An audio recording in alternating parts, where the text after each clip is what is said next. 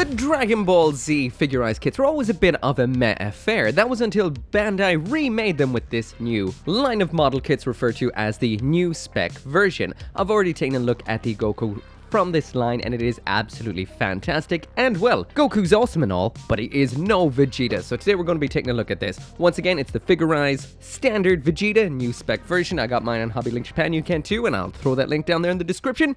Now let's get it built. So I'm busting it open. It's about the normal high-grade size box. We've got 1, 2, and a stand, 3 bags of plastic as well as the manual itself, which seems large enough. So definitely not a super quick build, but we'll see how it goes.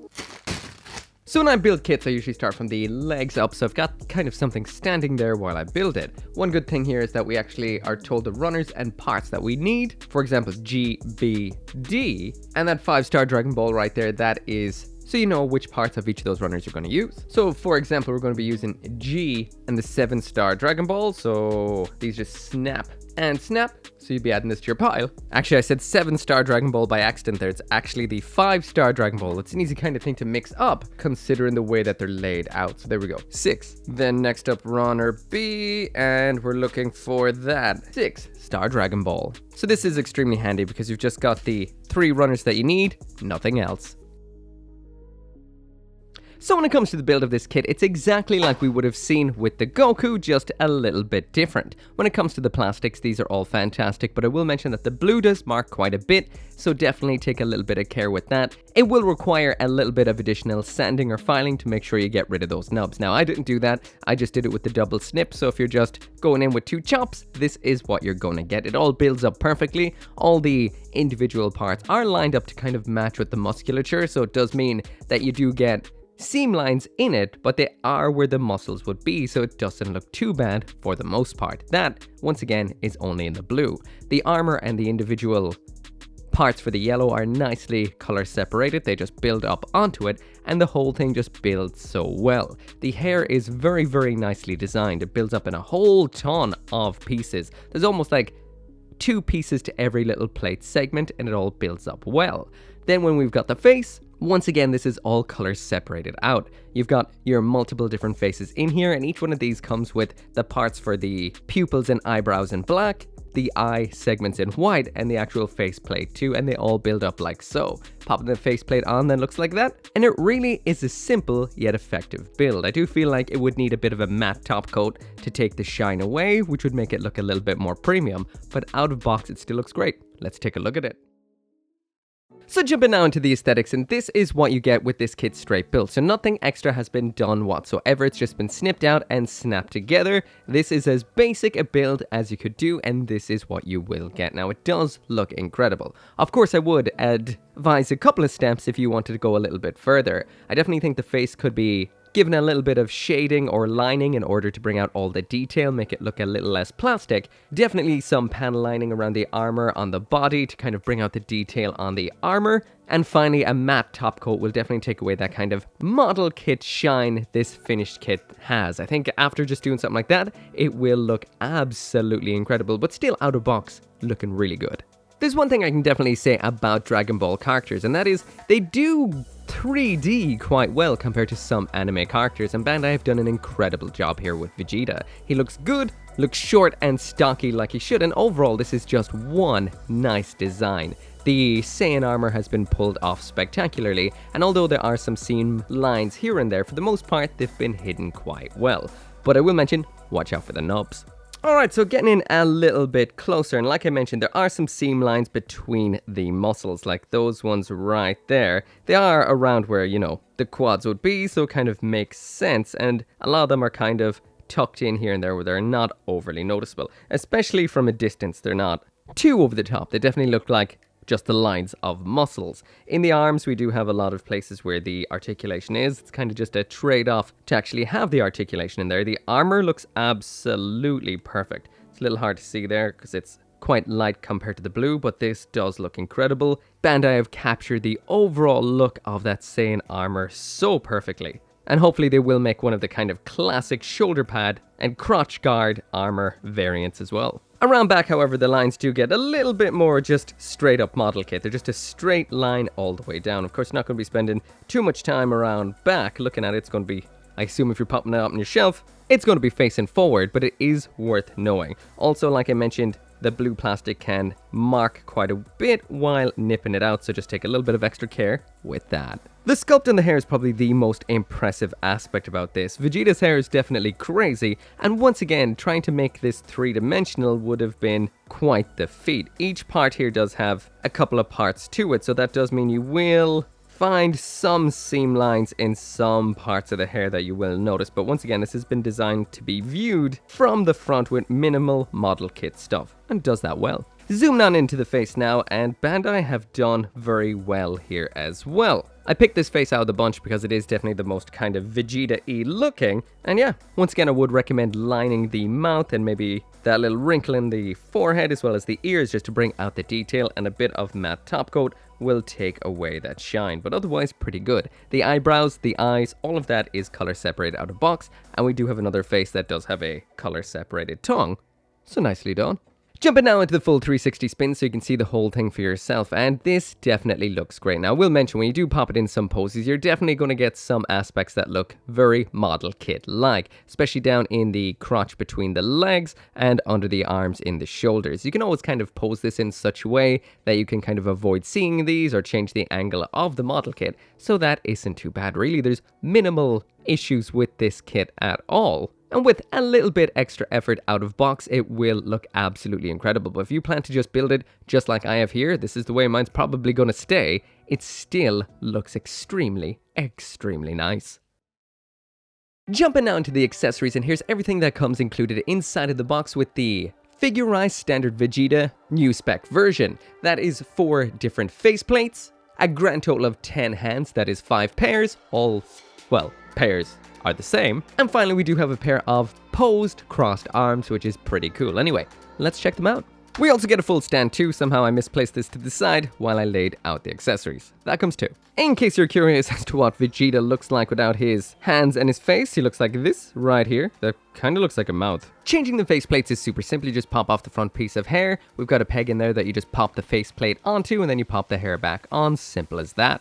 And the face plates that we have are this standard normal face, the classic Vegeta side smirk like that right there, this teeth gritting face. There is a little bit of a line between those teeth, can be a little bit difficult to see in the lighting, but that is what it looks like. And finally then we have this shouting face or charging up face like this right here, and those teeth and tongue are molded in color. This one probably has to be the most impressive of the bunch. I'm going to leave that one on. So next up here are the hands. What we've got for the joint in here is one of those kind of split ball joints that kind of can move just like that and kind of rotate around as well. The hands we have in here are the fists that we've seen already. A pair of wide spread open hands, that's the other one as well. Of course, as with anything in here, they can be used for a variation of different attack poses, but I will mention there is no kind of like effect parts or anything like that inside the box, or even available for this particular line. Next up in here, we've got a pair of mildly flexed hands. There is the other one. Again, these can be used for a variation of poses or for different attack poses. Now, in the manual, it shows these particular hands being used, well, use in certain attacks like what you're seeing right here, but again, there is no effects available as of right now. These ones right here are for firing off the Gallic gun. These extremely flexed ones for charging up said Gallic gun. Once again, no effects. As you can see, I'm going to beat that dead horse because I wish there was some effects. It would look pretty cool. Otherwise, it looks a little kind of dead. Maybe I can grab this here light back here. Put it far enough away. Let's see if I change it to blue. Gallic gun's blue, right? It is. Pretty sure it is. Just try and position him a little bit there, like... Yeah, it would be a lot cooler if we had some effect parts in here to use. But, you know, you could just kind of get a bit creative.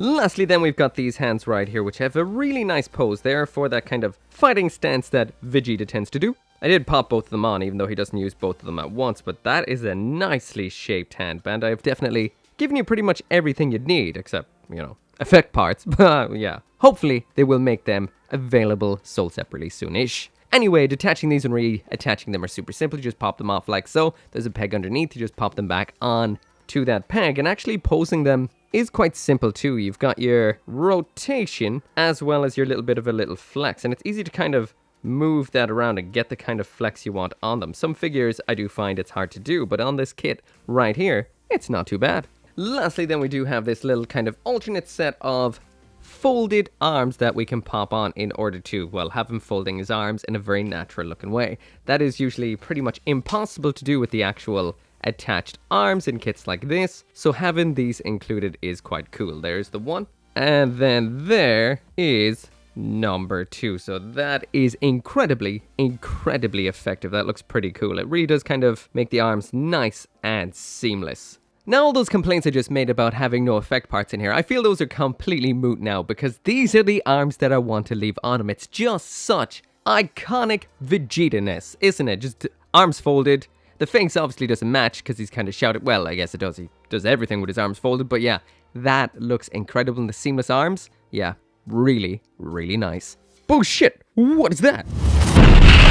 It's the SH Figure Arts Frieza second form. Objectively, the best form of Frieza of them all. And what is that? It's a web exclusive? Then where the hell did you get it? And if you want one of these, you can get yours exactly where I got mine, and that is through Bandai. So I'll throw a link down there in the description so you can check out this absolutely amazing figure for yourself. You've got a choice of intact or severed tail, and he's pretty damn huge, and he comes in at about 18 centimeters tall. As for Vegeta right here, he's about 15, and that is including up to the tip of his hair.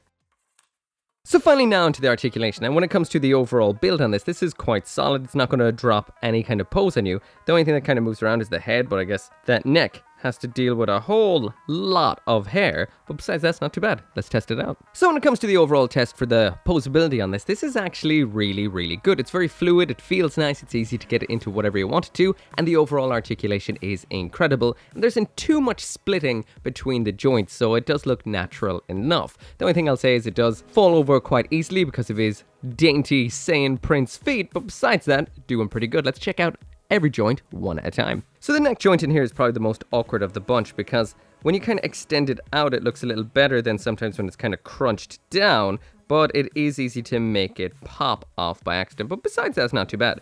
There is the head all the way up, so not bad. There it is all the way down, which is quite a lot. There it is. There is the side to side tilt without popping it, and you can look side to side perfectly fine. Next up, when it comes to the shoulder, there's quite a bit going on in here. So first off, we do have this little bit of a joint pointing towards the front. When you actually move the arm towards the front, it does mean that this bit comes out, so you don't get any kind of unsightly joint in there. That is very nice. So there it is all the way to the back. We've got full rotation in there as well as the shoulder roll. We have another joint in the top of the shoulder, which allows the arm to raise up to that point.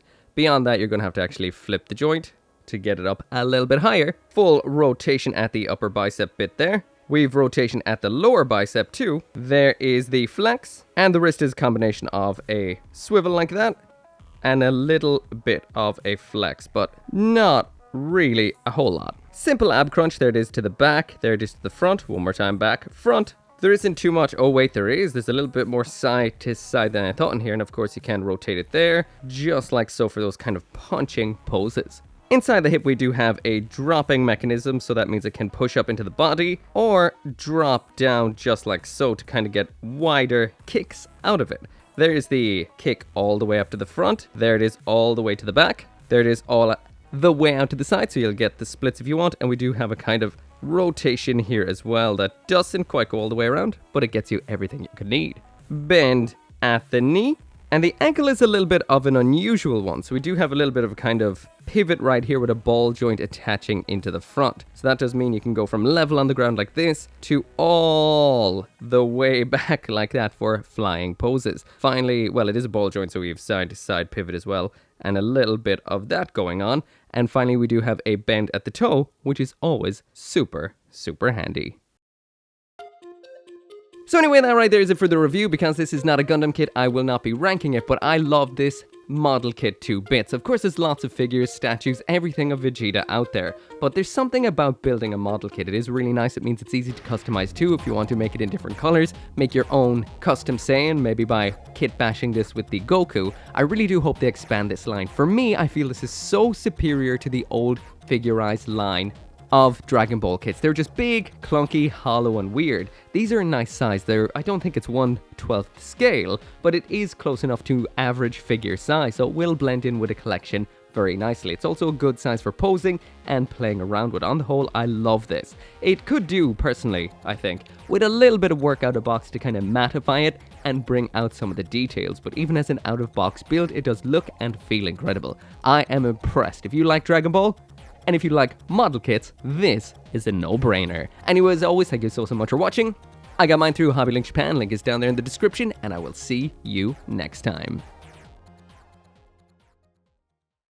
As always, this video right here would not have been possible without each and every single one of you guys who watches my videos, and all of these awesome people right here who help out on the channel memberships and over on Patreon, including 10 Soldier YT, Abraxas, Caleb Engelhart, Dashel Marmion, Golel Rockstar, Joe, Lauren Seahack, or G95061, 10 Soldier YT again, and Van Fawn.